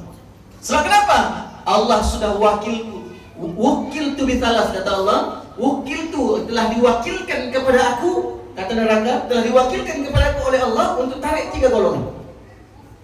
Siapa dia? Yang pertama, kullu jabbarin anis. Semua mereka yang ada dalam dirinya sifat takabur, sifat takbur. Apa dia sifat takbur? Yang membesarkan dirinya. Apa dia bahasa mudahnya? Orang-orang yang sombong. Siapa orang sombong nih tuan-tuan? Bukan mereka yang sombong dengan kereta mewahnya, bukan mereka yang sombong dengan rumah banglonya, bukan mereka yang sombong dengan pangkatnya, tapi orang yang sombong adalah orang yang tidak mau datang ke masjid, tidak mau pijak rumah Allah. Ini adalah orang yang paling sombong. Dia tidak mau beribadah kepada Allah. Azan berkumandang setiap hari, Allahu Akbar, Allahu Akbar, Allahu Akbar, Allahu Akbar. Sudah kita dibagi tahu banyak kali, Allah Maha Besar, Allah Maha Besar. Hayyalah sholah, hayyalah sholah, hayyalah falah, hayyalah falah. Balik-balik kita dipanggil, kita buat dah. Tuan-tuan ingat tak tuan-tuan? Disebutkan kullu jabbarin anits, golongan yang pertama sekali neraka jahanam ambil ni. Siapa dia tuan-tuan? Orang yang sombong, bukan orang yang sombong pada majikannya, bukan orang yang sombong pada kita, tapi orang yang sombong kepada Allah. Ini golongan pertama yang akan diambil dan dicelupkan dalam neraka jahanam. Tuan-tuan, mudah-mudahan kita dijauhkan daripada orang-orang sombong ini. Lepas daripada kullu jabbarin anid and sani'u atama fina wa bil musawirin, orang-orang yang mensyirikkan Allah dan orang-orang yang sembah berhala dan sebagainya. Tuan-tuan, waktu tu kita minta pada Allah, tak boleh sulit. Allah kata, hazihi jahannamul ladzi kuntum ta'amun. Tuan-tuan kenal kan ayat ini? Surah Yasin ayat 63. Di jantung Quran. Kata Allah, inilah dia neraka. Hadhihi jahannamul ladzi, inilah dia jahannam, neraka jahannam yang pernah kau dengar tentang dia dulu di Masjid Nurul Danum, tapi kau tak takut, tapi kau tak peduli. Inilah yang diceritakan di Masjid Nurul Danum, tapi kau tak datang. Inilah yang diceritakan dalam Quran, tapi kau tak baca. Inilah yang diceritakan oleh ustaz-ustaz, tapi kau tak pernah dengar. Inilah yang diceritakan dalam hadis-hadis, tapi kau tidak mau percaya. Maka inilah yang akan bersamamu sepanjang hayatmu, sepanjang selepas itu. Benar. Allah Rabbi. Tuan-tuan, neraka jahanam ni tuan-tuan, dia punya api ataupun nar ini sebagai penutup. Betul-betul sudah tuan-tuan. Api yang kita rasa pada hari ini itu hanya cebisan daripada neraka jahanam. Cebisan. Api yang kita dapat hari ini, kita masak, kita bakar kambing golek, kita masak ayam, masak air, masak Maggi dan sebagainya. Itu hanya cebisan yang dipinjamkan oleh malaikat Malik kepada kita, kepada Nabi Adam ketika itu.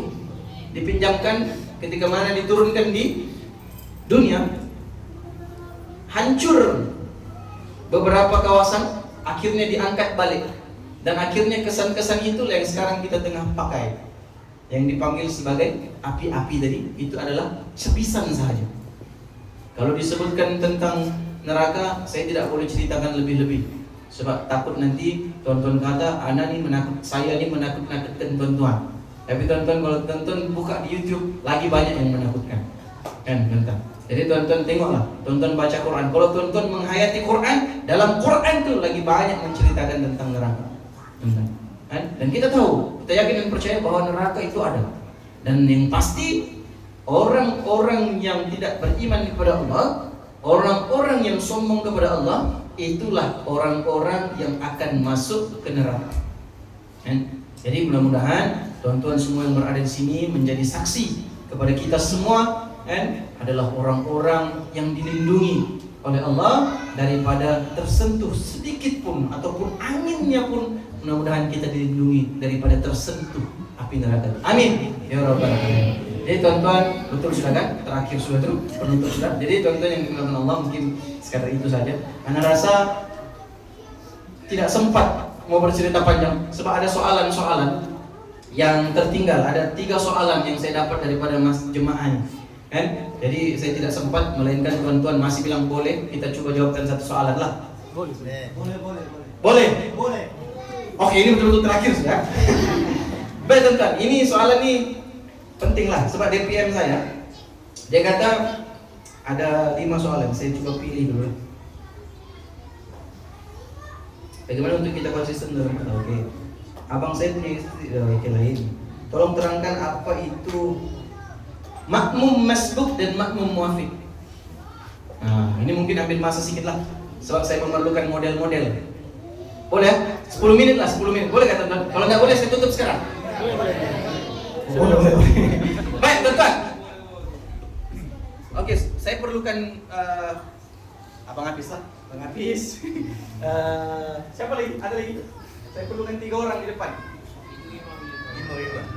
Musuh dia. Coba. Bang Hafiz 1, 2, 1 lagi. Oh, Masya Allah. Baik. Dia minta saya terangkan tentang masbuk dan muafiq. Masbuk dan muafiq ini dia akan berlaku ketika mana kita solat berjemaah. Kita kena paham dulu, dalam solat berjemaah kita ada imam dan kita akan ada makmum. Barulah jadi solat jemaah. Dan dalam solat berjemaah ada imam dan makmum. Dalam makmum tu dia ada 2 pecahan makmum, yaitu makmum yang masbuk dan makmum yang muafiq. Apakah makmum masbuk dan apakah makmum yang muafiq nih? Nah, ini saya beritahu. Makmum yang muafiq adalah mereka yang dapat takbiratul ula bersama dengan imam. Maksud takbiratul ula ni ketika mana angkat takbir ataupun takbiratul imam yang pertama ataupun takbiratul imam, misal contoh kan, selepas imam suruh lurus dan dapatkan sof, imam mau mula solat. Allah, ini dipanggil sebagai takbiratul ula. Takbiratul yang awal. Takbiratul yang paling utama. Takbir yang paling utama. Jadi orang ataupun makmum yang muafiq adalah mereka yang dapat takbiratul ula bersama dengan imam. Nanti saya bagi contoh.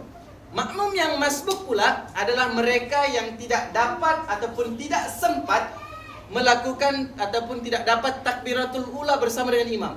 Maksudnya ketika mana imam sudah takbiratul ula, Allah, dia masih berada di luar pada masjid. Dan sesungguhnya tuan-tuan, orang yang dapat takbiratul ula pahalanya tersangatlah besar. Tapi yang tidak dapat bersama dengan imam takbiratul ula, dia dapat pahala tapi tidak sebesar orang yang dapat ketika mana takbiratul ula. Oke, itu.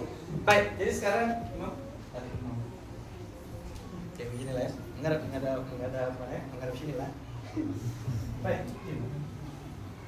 Oke, jelas ya, nampak ya? Baik. Sekarang ini imam kita, tuan imam. Lepas itu ini makmum yang muafiq. Dan saya adalah makmum yang masbuk. Makmum yang masbuk ini adalah orang yang lambat datang. Simple. Yang lambat datang, tidak dapat takbiratul ula. Jadi imam, angkat takbir.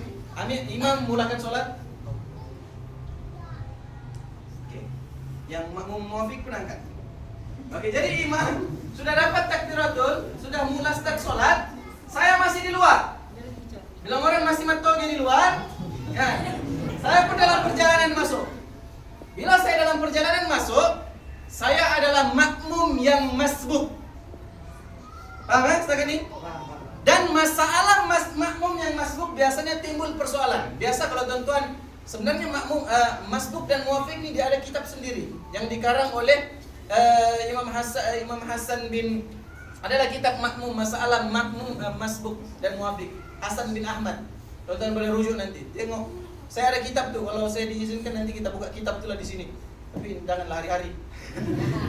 Jadi tuan-tuan, masalah makmum dan masbuk nih, sekarang ini imam, ini makmum, tapi biasanya diorang adalah makmum yang masbuk, makmum yang muwafiq. Saya pula makmum yang masbuk.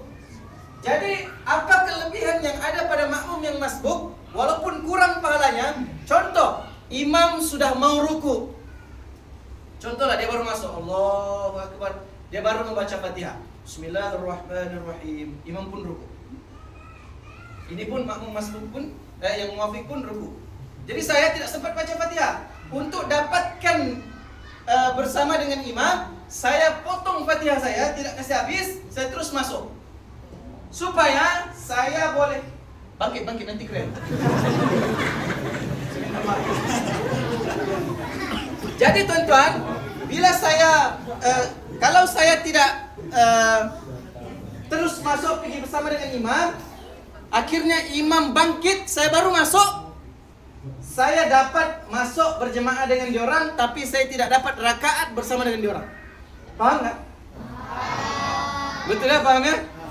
Nah, sebab sekarang ini yang kita kejar adalah dapat masuk jemaah dan dapat rakaat itu dengan dia. Maksudnya Fatihah yang tidak sempat habis tadi, kita diwakilkan oleh imam. Paham ya?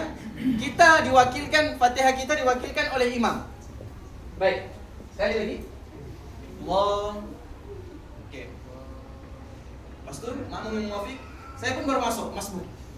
Allahu Akbar, oke, imam ruku. Bismillahirrahmanirrahim, alhamdulillahirabbil alamin. Terus ruku. Allahu Akbar. Tapi kalau kita, kalau saya tetap begini. Baik.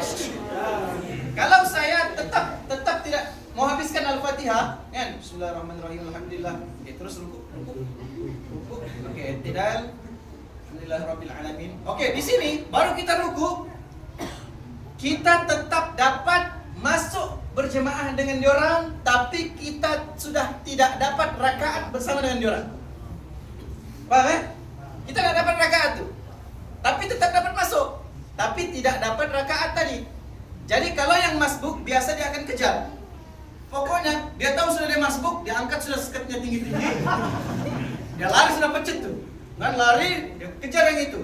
Untuk dapat paling kurang waktu dia imam ruku, dia pun ruku sekadar dapat lafaz tasbih. Misal contoh subhanallah, dia ruku. Misal contoh. Oke, imam ruku. Dan sudah. Allahu Akbar. Dapat begini, subhanallah, imam bangkit. Dia pun terus ikut. Dia dapat masuk jemaah dan dia dapat rakaat bersama dengan imam. Maksudnya kalau imam di rakaat pertama, dia pun dapat rakaat pertama walaupun tidak baca Fatihah. Paham? Tapi kalau dia berselisih, oke, imam ruku balik. Allahu Akbar. Dia cepat-cepat kejar. Allahu Akbar. Imam ini jenis laju juga, oke, imam bangkit, dia pun baru ruku. Dia tidak sempat, tidak dapat lafaz subhanallah. Betul kan? Jadi dia tidak dapat rakaat itu. Sebab tempoh untuk dia dapat masuk dalam jemaah dan dapat rakaat tersebut, paling kurang dia mesti di ruku. Dalam kitab itu memang sebut mesti di ruku. Paham saya ini? Oke, baik. Apa lagi masalah-masalah itu? Dalam masalah alang-alang sudah tadi kita bercerita tentang masbuk muwafiq nih. Itulah antara masalah-masalah yang selalu berlaku di antara kita. Baik. Jadi sekarang nih, memandangkan kita sudah alang-alang jadi begini. Oke, baik. Sekarang nih masalah dia, biasanya ini saya terus kongsi lah, sebab ini dalam kitab Yas'alunaka Fiddin pun memang ada sebut. Biasanya kalau kita pernah ke tuan-tuan tiba-tiba imam ataupun tuan-tuan sholat tuan-tuan terbatal, yang menyebabkan tuan-tuan terpaksa keluar daripada shaf. Sebenarnya dulu saya dulu bertugas di Masjid Syafi'i di Ceras, Kuala Lumpur. Saya selama 2 bulan di situ untuk Sya'ban dan juga Ramadan. Saya sepanjang saya bertugas di situ, saya pernah 2 kali terbatal. Waktu itu saya bertugas sebagai imam. Oke? Jadi kedudukan imam dengan jemaah di belakang, imam dia mesti berada di tengah-tengah nih. Dia begitu. Maksudnya imam dan dia mesti ada kiri dan kanan imam. Kanan imam, ada kiri imam. Kalau dia begini, dia hanya ada tengah imam. Kalau dia di sini, dia maksudnya sekarang imam adalah kanan imam dan abang ini di kanan di kiri saya. Tapi kalau dia begini, dia akan ada 3 kelompok sudah. Ada kanan, ada kiri dan ada tengah. Kita tak mau. Kita mau hanya ada kanan dan kiri. Jadi kalau ada masalah berlaku pada imam, yang dipertanggungjawabkan adalah orang yang di kanan pada imam, bukan di kiri pada imam. Siapa biasanya letak di sini? Bilal. Ataupun orang yang berpengetahuan tinggi, yang boleh ataupun yang layak ganti imam. Dan cara imam tuh membatalkan sholatnya, contoh macam saya pernah terbatal sholat saya. Saya sholat tiba-tiba waktu itu bulan puasa, kan disajikan pula dengan lauk buka puasa yang kan. Jadi kita pun terpaksa, Ustaz makan Ustaz, kita pun makan. Ya Ustaz saya masak makan. Akhirnya waktu terawih itu tuan-tuan, kan tidak sengaja. Tidak sengaja, sedikit ke banyak ke tetap batal. Dia gitu juga. Tapi tetap batal. Jadi waktu batal tuh tuan-tuan, apa yang perlu saya buat? Apa yang patut saya buat? Kena terus keluar. Dia tidak ada lagi. Astaghfirullahaladzim, ya Allah maafkan aku ya Allah. Aku terbatal ya Allah. Tidak ada. Batalnya biasanya kalau macam kita ada pintu depan imam, kan? Waktu itu masjid saya tidak boleh terbuka pintunya, terkunci. Kan, dorong kunci dari luar. Jadi mau tidak mau saya mesti keluar dari sini. Cara keluar dia mesti di sini, tengah, masuk. Dan orang yang di belakang imam, contoh, imam jadi imam balik. Imam mau keluar, imam terbatal. Oke, imam mau keluar, oke, imam batal. Imam keluar, imam akan lalu sini. Dan orang yang di sini, yang imam lalu nih, kena bagi lalu. Jangan. Mana tuh? Berdosa kau. Betul. Jadi kena bagi lalu. Kena bagi lalu tuh bagi lalu saja begitulah. Janganlah. Oh, kentut ya habis. Jangan. Paham ya? Setakat nih. Bagi lalu tuh buka ruang saja cukup. Enggak payah dipersilakan, silakan hati-hati. Sampai sudah belakang. Dia bagi lalu saja, oke? Kita tidak boleh lalu, misal contoh, balik. Macam contoh staff di sini kan, kita pun keluar, kita lalu depan orang yang sholat. Kita pergi di ujung. Bila kita pergi ke ujung, kita telah mengganggu orang-orang di sholat. Pernah kan kita terbaca hadis tidak boleh lalu di depan orang sholat, kan? Jadi itu betul. Tidak boleh kita lalu di depan orang sholat. Jadi kalau ada orang lalu di depan kita, misal contoh Abang Hafiz tadi imam, kan? Dia lipas dari sini. Kita jangan biarkan dia lalu. Bagaimana? Kita berhak untuk tahan. Contoh Abang Hafiz lalu. Tahan dadanya. Jangan. Tahan biar keras. Jangan tahan dia boleh. Kita tahan dengan keras. Tahan keras, suruh dia balik ke belakang. Limpas belakang. Jangan biarkan dia lalu. Tahan begitu. Tapi tengok keadaan juga. Yang lalu itu siapa? Jangan yang lalu itu budak-budak kau tahan begini. Kan? Jadi kita kena tahan, gitulah, gitu. Tapi kalau kita tengok orang yang tinggi kan, kau tahan di bawah, tahan di sini. Ya, dia kalau kau tahan di bawah, lain jadinya. Baik. Lepas itu tuan-tuan, biasanya kita tengok ada orang selalu tumpang menumpang dalam sholat. Penumpang dalam sholat ini banyak yang kurang ajar. Minta maaf saya sebut. Tok guru saya sendiri sebut, orang yang tumpang sholat banyak yang tersilap akhirnya menjadikan dia adalah makmum yang kurang ajar. Bagaimana makmum yang kurang ajar? Misal contoh, imam balik. Saya lambat, kan? Jadi diorang ini habis sudah. Oke, assalamualaikum warahmatullahi wabarakatuh. Diorang ini bangkit. Jadi sekarang ini kita mau lantik jadi imam. Ada kan biasa? Inilah perlantikan yang paling ditakut semua orang. Kan? Kalau sudah kita derasa, Allah mak disentuh aku mati lah. Betul kan? Ramai yang datang dia mau tumpang. Ini tadi makmum yang masbuk, kan? Imam sudah habis sholat, dia makmum yang masbuk. Jadi makmum yang masbuk ini kita mau tumpang lagi dia. kita tumpang ramai orang Pak, dia pergi sini, ini betul. Dia sudah duduk di sebelah kanan. Tapi dia pun Allahu Akbar. Ini perkara yang salah. Orang yang sedang solat, kalau anda tidak solat, anda tidak boleh sentuh. Untuk anda tumpang dia, cukup anda duduk di sebelahnya. Allahu Akbar. Kalau dia tidak sedar, barulah kau boleh sentuh dia. Maksudnya, hanya orang solat saja boleh sentuh orang yang sedang solat. Tapi sentuh tu bukan niat untuk bagi tahu dia, tapi niat tasbih. Subhanallah. Supaya niat kita itu tidak lari daripada Allah. Niat kita tadi saja aku solat fardu zuhur karena Allah Ta'ala. Tapi coba kan ya, sentuh kau ni sebab aku mau kasih tahu kau. Kerana aku mau kasih tahu kau. Jadi niat kita terpesong sudah. Jadi kita kena bersampai Allahu Akbar, tapi dia nak sedar.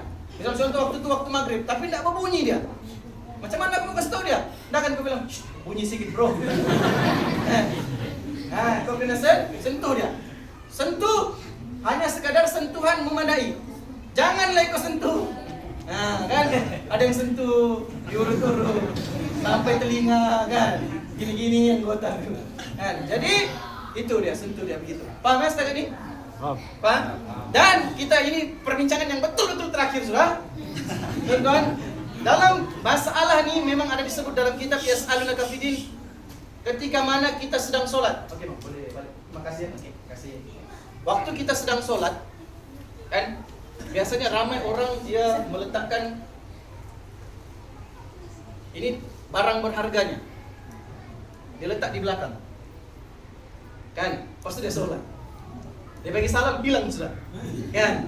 Ini kesilapan Anda. Sebetulnya Anda kena letak di depan ataupun Anda kena letak sebagai tanda supaya orang tak boleh lalu di situ. Sama ada Anda letak di situ ataupun tempat yang Anda boleh tengok. Kan? Jadi kalau bila mana Anda solat, tiba-tiba barang berharga Anda diambil, Anda boleh tengok. Bila Anda boleh tengok, apa yang Anda buat? Ada dua pendapat, kan?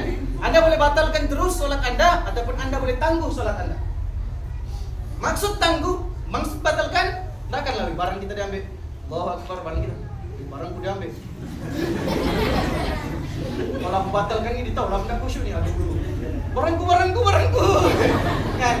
Jadi waktu itu bila kita membiarkan itu kesilapan kita. Yang perlu kita lakukan di situ adalah kita sama ada dua pilihan.